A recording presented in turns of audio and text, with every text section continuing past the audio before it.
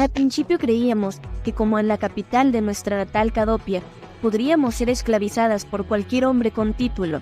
En cuanto nos viera, aquí sería igual, pero no fue así. De hecho, toda persona que no tenga un título de propiedad es libre en Coy, lo cual resultaba fantástico, pero no nos libraba del odio del pueblo. Como todo cadopino libre, éramos despreciadas por los resentimientos de la guerra. Fue muy fácil vender las joyas y telas que traíamos por una buena cantidad de dinero. El problema fue después. Los comerciantes se negaban a vendernos bienes y servicios. Los lurianos, por ser de Cadopia, y los cadopinos por ser mujeres. Eran incluso más crueles los cadopinos, pues se notaban sus intenciones de sacarnos de la ciudad para esclavizarnos en todo momento.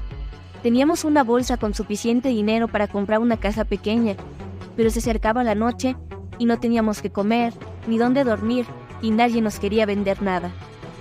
Buscamos en las orillas de la ciudad, en las casas abandonadas, donde los dueños originales fueron atacados por la plaga.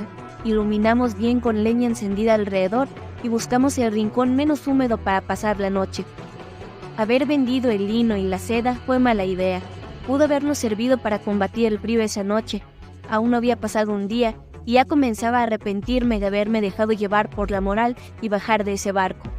Comienzo a pensar en que quizás por un momento no fuimos las abandonadas, sino las abandonadoras. Quizá nuestra familia pirata en realidad nos estaban ofreciendo la mejor vida y que más valía la pena ser vivida en un mundo tan podrido como ese actual. Vivimos en la vieja casa abandonada un par de días. Emma salía fuera de la ciudad a conseguir algo de comida, ya fuera del bosque, de la pradera o de la playa. No representaba ningún problema para nosotras, era el tipo de vida al que estábamos acostumbrándonos. Pero esta vez, Emma no dejaba que la acompañáramos a ninguna de las tres. A las afueras no hay ley que las proteja. Toparnos con cualquier persona significaría ser inmediatamente esclavizadas. No podemos arriesgarnos a que eso les pase. Yo sabré defenderme mejor sola o huir si me encuentran. Era mejor cuando vivíamos en el bosque, donde por lo menos estábamos juntas y no le temíamos a las personas, pero ahora, en un reino enemigo, a días de distancia, no había opción de regresar. Una familia de granjeros que veía a Emma ir todos los días a las afueras de la ciudad comenzó a conocernos y a saludarnos por las mañanas. Parecían gente amable. No hay muchas granjas en Coy porque gran parte de los recursos se importan, pero desde que hubo una gran tormenta que destruyó el muelle y muchos navíos, la reina de Coy ordenó que hubiera campos locales para combatir la hambruna. Aún me cuesta trabajo decir esa palabra, reina. En Cadopia es complicado que se le considere una mujer libre, siempre es considerada como propiedad de su marido. Pensar en una mujer que no dependa de un hombre es de por sí muy difícil para mí. De una mujer que manda a los hombres es algo totalmente imposible.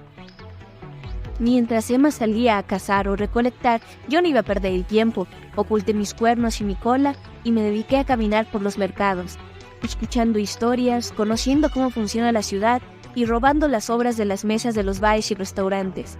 Comenzábamos a establecer una dinámica de supervivencia, pero aunque el frío estaba pasando, no era una vida muy cómoda. No duramos mucho de esa manera. Se llegó rápidamente el día que lo cambió todo. Nos despertamos en una mañana con el grito desmorecido de la bebé y cuando la vimos estaba siendo mordida por una rata enorme en la zona del vientre. La ayudamos de inmediato, pero la herida no se veía nada bien. Lavamos la herida y la vendamos con la esperanza de que se recupere, pero al día siguiente amaneció con mucha fiebre y la herida muy infectada. Fuimos a la ciudad en búsqueda de médicos o curanderos, pero nadie quería ayudarnos, ni aún pagando elevados precios. El hermetismo de la población hacia nosotras, simplemente por donde habíamos nacido, era impresionante. Es un reino pirata, carajo. El asesino, el ladrón, el verdugo, el estafador que es de tu país, merece más la pena ser atendido que una niña de 2 años, que ni siquiera escogió nacer y menos en dónde. Eran cosas que yo no podía comprender. Al ver nuestra desesperación, los granjeros que vivían cerca de nuestro refugio nos mandaron a hablar a su hogar. Parecía que querían ayudarnos, pero querían hablar solo con Emma. Estábamos Mochi y yo cuidando de la bebé en la cocina, mientras Emma hablaba con los granjeros en una habitación en privado. Después de un par de minutos, salieron de la habitación y el rostro de Emma se veía notablemente afligido, aunque con un poco de paz. Los granjeros tomaron a la bebé y se fueron rápidamente. Emma me abrazó y me susurró al oído. Todo va a estar bien, me aseguraré de ello. Nuestra vida normal después de eso se tornó algo extraña. La bebé fue atendida y parecía estar bien. Cubrieron la oreja y la cola de Emma para hacerle un registro con un banquero. Ingresamos nuestro dinero ahí para que nos diera rendimientos. La gente comenzaba a conocer a Emma como una luriana gracias a los granjeros. Pero en aquel entonces no sabía yo el precio tan alto que Emma estaba pagando por este trato. Teníamos nuestra propia pequeña cabaña a unos metros de la de los granjeros, con una porción de tierra que podíamos trabajar. Teníamos forma de comprar y nos enseñaron todo lo que sabían sobre el arte de la agricultura. Pero todas las noches, Emma visitaba al hijo de los granjeros, un hombre grande, feo y maloliente. A diferencia de sus padres, que eran amables, él era muy grosero. Siempre que Emma volvía de estar con él, tomaba un largo baño con agua caliente, y en ocasiones hasta vomitaba. El día que más me asusté fue cuando Emma volvió cojeando y sangrando de su parte trasera. Yo creía que estaba enferma del estómago o algo similar, pero solo me repitió la misma frase que me susurró cuando llegamos a la granja. Todo va a estar bien, me aseguraré de ello. Era muy confuso. Yo sabía que algo muy malo pasaba, pero no tenía ni idea de qué era. Con el paso de los meses, la piel de la bebé comenzaba a tornarse amarillenta y se agotaba muy rápido de jugar. Fuimos con varios médicos y curanderos de la ciudad, pero el diagnóstico era el mismo.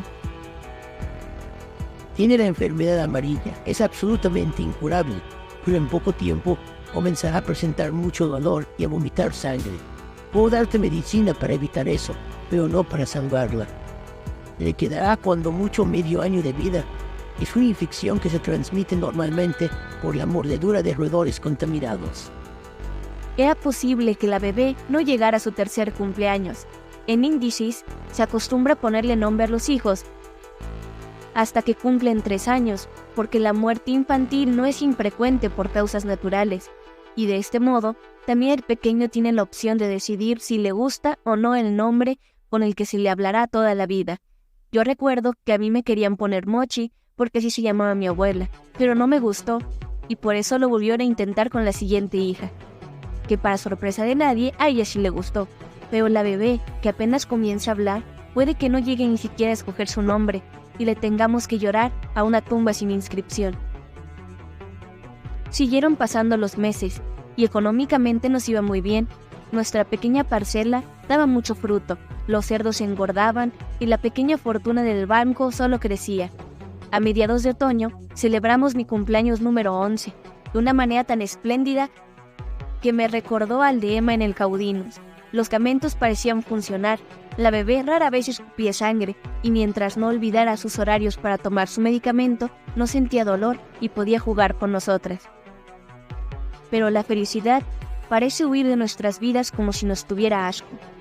Pocos días después de mi cumpleaños, Emma regresó muy golpeada de la casa de los granjeros, y me dijo: Vamos a tener que irnos de aquí. No voy a ser capaz de cumplir mi parte del trato con esta gente. Tomé la nota que Emma dejó en la mesa, mientras iba a la cocina a limpiarse los golpes de aquel estúpido luriano. Si Emma hubiera querido defenderse, lo habría acabado con un solo movimiento, estoy segura de eso. Pero ellos tenían la ventaja de que sabían que éramos cadopinas y no nos convenía que la ciudad dejara de considerar luriana a Emma. La nota era de un médico y ponía muchos números raros que no podía entender en la parte de arriba, pero con letra ligeramente más grande en la parte de abajo ponía: diagnóstico, esterilidad. Todo este tiempo habían estado utilizando a Emma para darle un hijo a esa bola de cebo.